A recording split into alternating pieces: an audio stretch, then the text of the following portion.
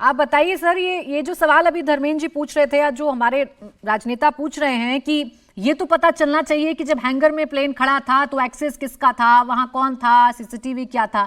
ये प्रोसेस जरा समझा दीजिए मेरे दर्शकों को, ये क्या होता है सर? एक उड़ान भरने से पहले एक प्लेन के लिए क्या क्या चीजें जरूरी होती?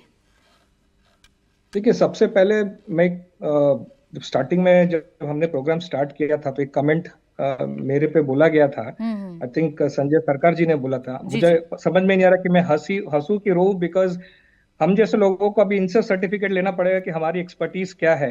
25 साल के ऊपर मुझे इस इंडस्ट्री में हो गया है। और मुझे पॉलिटिशियंस लोगों से अगर मुझे एक्सपर्ट सर्टिफिकेशन लेना पड़े कि हमारी क्या लिमिटेशंस है और हमें क्या जानकारी है और हम क्या बोल सकते हैं, तो ये बड़ी दुखद बात है। पहली चीज। दूसरी चीज ये कि देखिए, मैं आपको डीजीसीए से रिलेटेड एक जानकारी देता हूँ।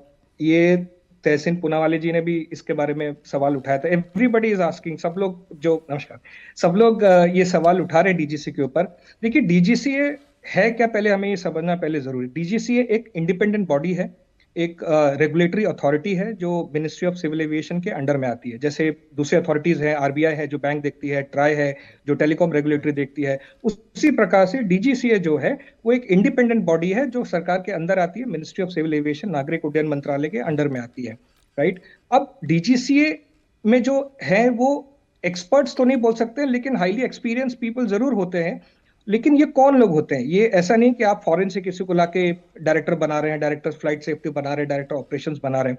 ये जितने भी हमारे इंडस्ट्री में जितने भी कंपनीज हैं उसमें काम करने वाले जितने भी लोग हैं, उनके उसमें से वॉलेंट्रीली किसी को चुना जाता है। हम भी वॉलेंट्रीली अप्लाई कर सकते हैं डीजीसीए में। अगर अगर मैं अपनी बात करूं कि मुझे मैं अप्लाई कर सकता हूं, मैं डायरेक्टर बनना चाहता हूं, या तो हो सकता है मेरा कोई एग्जाम हो या स्क्रूटिनिटी हो, मेरे एक्सपीरियंस को देखा जाए। तो अब जब आप विद इन इंडस्ट्री से लोगों को चुन रहे हैं तो ऑब्वियसली उन सारे लोगों का एक दूसरे ऑपरेटर के साथ में एक पर्सनल प्राइवेट रिलेशंस भी होता है। ठीक। राइट। तो जहां पे ये जस्टिफिकेशन की बात आती है कि आप कितने प्योर तरीके से इन्वेस्टिगेशन कर रहे हैं या आप किसी को सपोर्ट कर रहे हैं क्योंकि आपके जान पहचान वाले हैं, आपके जानकार ऑपरेटर्स हैं। कई बार ऐसे होते हैं क्योंकि दोनों तरफ से आपको एक दूसरे को सपोर्ट करना है, क्योंकि एक कंपनी का इंजीनियर हो सकता है ऑफिसर बन के डीजीसीए में बैठा है, और दूसरे ऑपरेटर का हो सकता है एक चीफ पायलट बन के बैठा है। तो दोनों को आपस में भी एक दूसरे को सपोर्ट करना पड़ता है।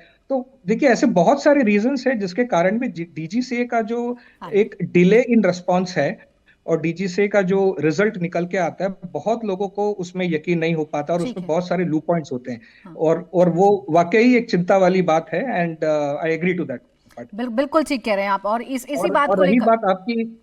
रही बात आपने जो सवाल पूछा था। जी। देखिए, हर फ्लाइट से पहले, चाहे फ्लाइट मेंटेनेंस में खड़ा हो या अदरवाइज खड़ा हो, प्रोटोकॉल ये कहता है कि फ्लाइट इंजीनियर जो होता है, इसको हम प्री फ्लाइट चेक बोलते हैं। जी। इंजीनियर आके एयरक्राफ्ट को हर तरफ से मॉनिटर करता है, हर तरफ से उसका इंस्पेक्शन करता है, चाहे वो इंजन हो, कॉकपिट पैरामीटर्स हो, सारी चीज को करता है। ठीक है। उसके बाद में कुछ लॉग बुक्स होते हैं, उस लॉग बुक में आते उनको हैं जी। सर्टिफाई करके साइन करना होता है। हाँ। साइन करने के बाद ही पायलट उसको एक्सेप्ट करता है एयरक्राफ्ट को उस फ्लाइट के लिए। अगर ठीक है। इंजीनियर ने नहीं किया साइन तो पायलट किसी भी हिसाब से उस फ्लाइट को एक्सेप्ट नहीं कर सकता है। ठीक है। तो ये सारे चेक्स होते हैं जिसके बाद फ्लाइट उड़ान भरती है।